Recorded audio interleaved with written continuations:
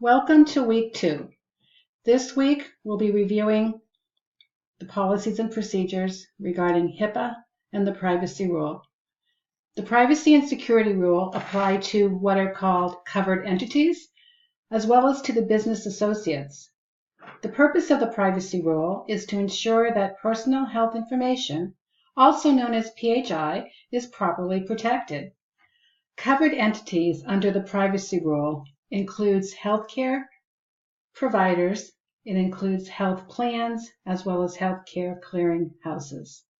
And the term business associates applies to anyone who does work or provides services that involves any type of PHI.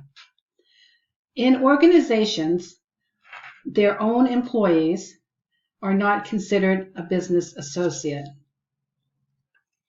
There are 2 situations in which a covered entity must disclose PHI. Number 1, when the affected individual specifically requests access to or disclosure of the PHI, or 2, when the Department of Health and Human Services seeks access to it during an investigation. Now, every organization must make reasonable efforts to only disclose the minimum necessary. Each covered entity must provide a notice of privacy practice. So most of you have probably signed one of these at one of your doctor visits.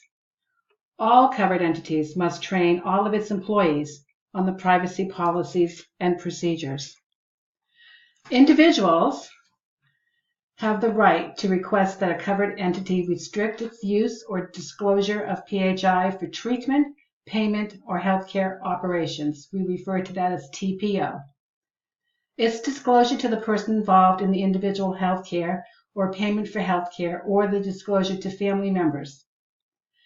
In 2009, the Health Information Technology for Economics and Clinical Health Act, known as HITECH, added the breach notification rule.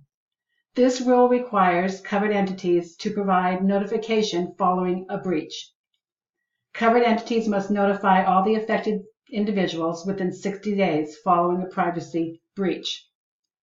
Covered entities that experience a breach that affect more than 500 individuals not only must tell those individuals, but they must also notify the media. And that's why recently you've seen in the news regarding the Sharp breach at Grossmont Hospital.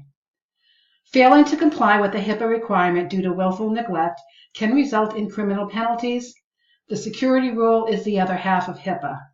A covered entity must limit physical access to its electronic information system. Last week, you learned about the anti-kickback statute. There are 8 areas that have been established as safe harbors. I would recommend to go back to PowerPoint 3, and on slide 25 there is a list of the safe harbors. So for this week, go ahead and do your quiz and any applicable assignment, and once again, do not hesitate to call me if you have any questions.